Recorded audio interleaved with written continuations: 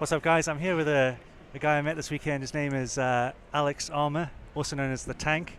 And Alex is an adaptive strongman and also Highland Games athlete, am I correct? Yes, sir. Alex, it's obviously a growing sector of strongman. I'm very interested to see how the adaptive sector is going on in the States. Yeah, so we've seen a fair bit more activity in adaptive strongman over in Europe and that area, but it's really starting to come on with a vengeance here in the United States. We went from just a few competitions a couple years ago to a ton more now. We have some great people in the sport that are really starting to push the adaptives. We got people like Chris Faccio up in Columbus. We got Paul Mauser, who, if you've ever seen the Mauser block, he's the force behind that. Almost all of his Highlander and his strongman comps will be open to adaptives now, and it's something you are seeing more and more prevalent. And when I first got into adaptive athletics, as well as when I started my nonprofits that I have, I always told them that my goal was to make the oddball competition be the one that doesn't have adaptive athletes, not the one that does. And we're really starting to see a shift towards that now, and we're also seeing a lot better perspective and perception of adaptive strongman, Highland Games, just adaptive sports in general in the general population. So it's moving in a very positive direction, very quickly and very well. That's amazing to hear. It's also good to hear. Obviously, Chris Faccio is a great promoter, and Paul Mauser is obviously very well known here in the States. So I'm glad to see that it's growing and it's doing well. Obviously, just tell us a bit about your background. You started off in Highland Games, was it? Yeah, so I've always been a person who enjoyed athletics and strength sports, but when I got medically retired from the military, I really let fitness and other things get out of the way. And then after some events in my life, and ending up in a wheelchair, I also played bagpipes. And one of my friends locally who runs the Highland Games asked me to pipe open the games. After I did that, I kind of looked at it and I was like, why can't I still do this? And I talked to him and he said, well, if you can find a rule book for it, we'll do it. And the next Highland Games we had found a rule book. I did the adaptive class, and from there it's kind of been history. And I went from, when I started doing Highland Games, there was really only about 6 Highland Games in the U.S. that would do adaptives. And now we've taken that so far that there have been adaptive showcases and classes all across the U.S. I've done in the last 3 years over 100 events. Just this last August, I got to take a team of 4 adaptive athletes and 3 traditional athletes over to Scotland, where we introduced adaptive Highland Games back to Scotland for the Scottish Highland Games Association. And we were able to do that in front of Prince Charles, and we got to meet him. He got to see the adaptive Highland Games, and he really approved of it and enjoyed it. Also got to teach a bunch of prior military from the Invictus Games who had come up. We got to train them how to do Highland Games, kind of show them that avenue of approach. Because just like Strongman, Highland Games really has a family feel to it. Once you've come out here and done this, you're part of the family. Yeah. And there's a lot of that support. There's a lot of that brotherhood mentality that, you have in the military that you don't really have in a lot of other places. And so Highland Games Strongman, it has those. So when you're able to take a veteran who has lost that in one aspect and give it to them in another, it can really benefit them. I started doing Strongman to try and get better at Highland Games, really found passion in Strongman. 2 America's strongest disabled man or athlete with disabilities, the name changes, same competition. When I first went 2 years ago, I ended up having a terrible day and ended up 6th.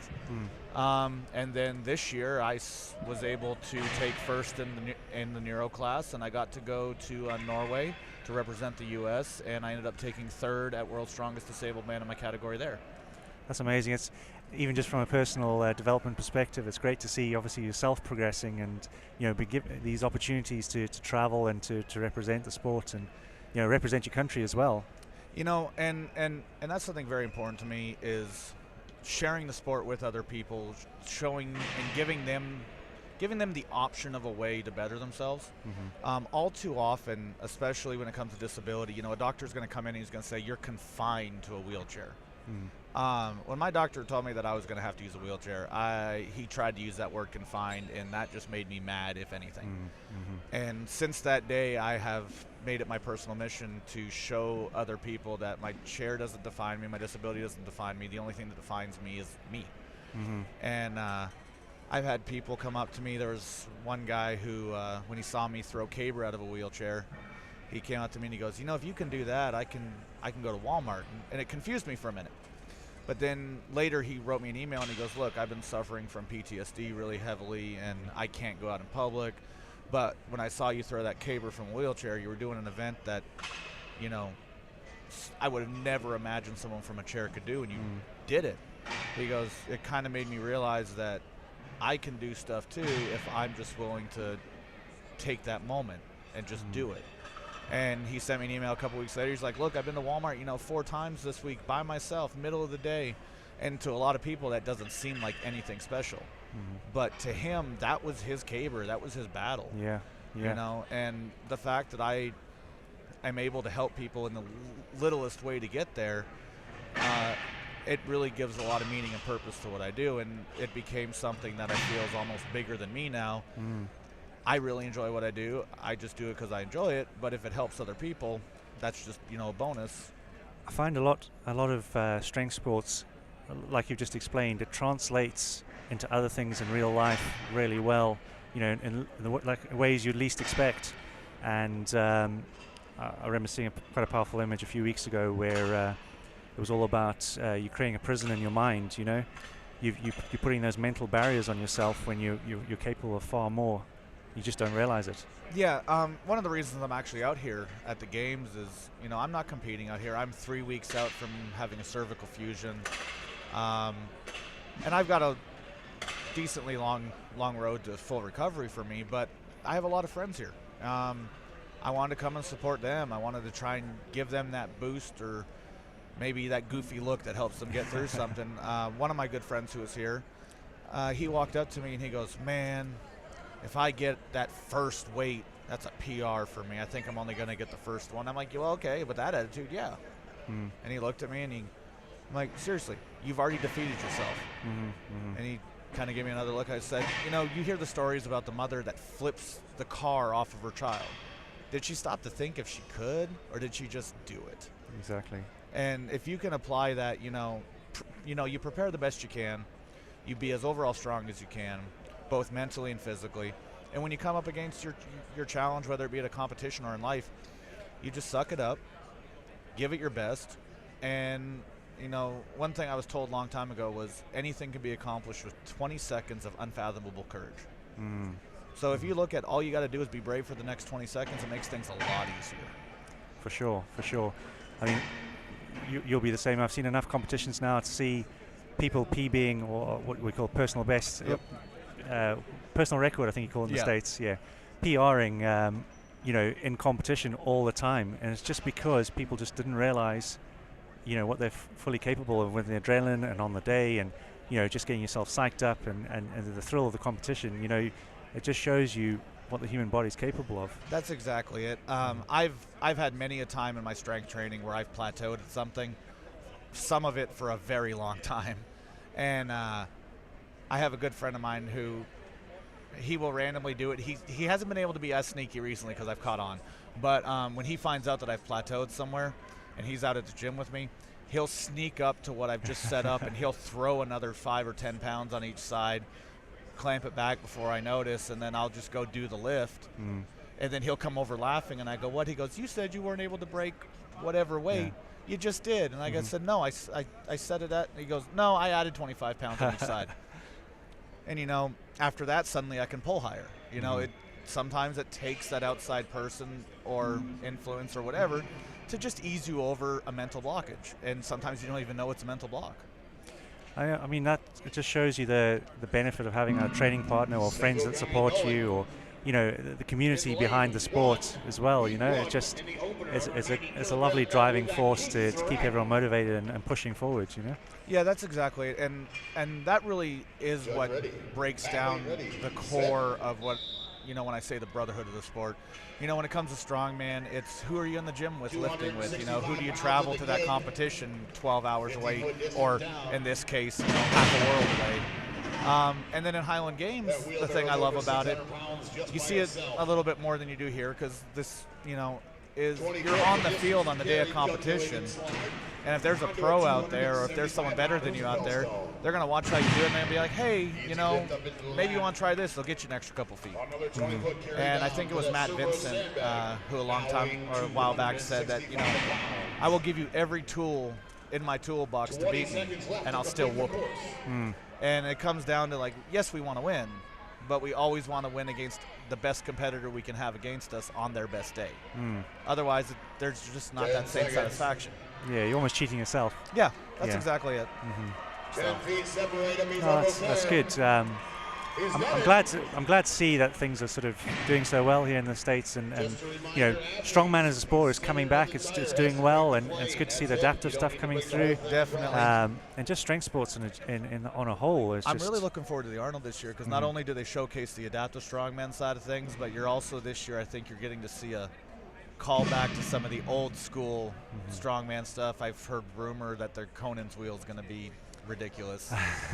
But long and short of it, I just think it's really interesting to see where strongman as a whole is shifting, going a lot back historically. At the same time that we're looking at the history, we're moving forward with the adaptive side, and that's being showcased. And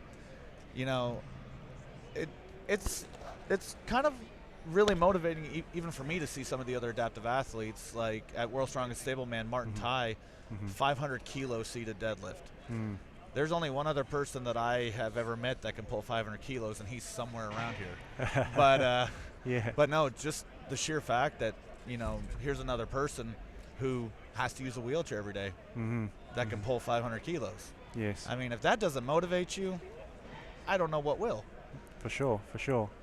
What's your plans for 2019? Have you got stuff lined up, or are you just going to... So, front half here, going to start training and try and get back to somewhat peak performance. It's going to be a long road to get to the top of my game, but right now it's going to be a little while of building the right nutrition back, getting the right training program back, getting the fundamentals back in place.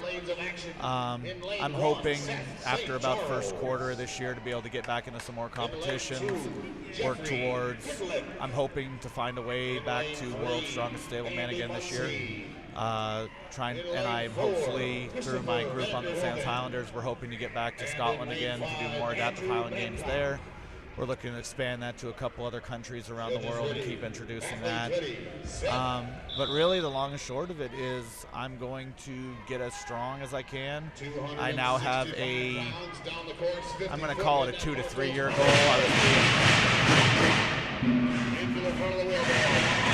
I was being a little cocky earlier and saying, 1 to 2 years, but I'm going to go 2 to 3 year goal. I want to catch up as close as I can, if not break that 500 kilo dead. For some reason, I've got a fire under me now that I really want to focus on that lift and just get there. But once again, there's a lot of fundamentals that have to go into building up to that. It's not just training one lift. But yeah, so it'll be expanding adaptive Highland Games around the world. It'll be continuing to promote adaptive strongman and adaptive athletics, building the nonprofits that I founded, and trying to be the best version of me I can be. Well, you can't ask for more, really. It sounds pretty exciting. I ain't got time for the rest of it. Just before we wrap up, I was just thinking there while you were speaking about. I'm a sort of, I like the classical strongman stuff, so I'm all for the old school events and things like that. And Conan's wheel, I'm glad to see it's coming back if it does, because I'm terrible at Conan's wheel, and the first year I did a comp with Conan's wheel, I couldn't even lift it off the ground.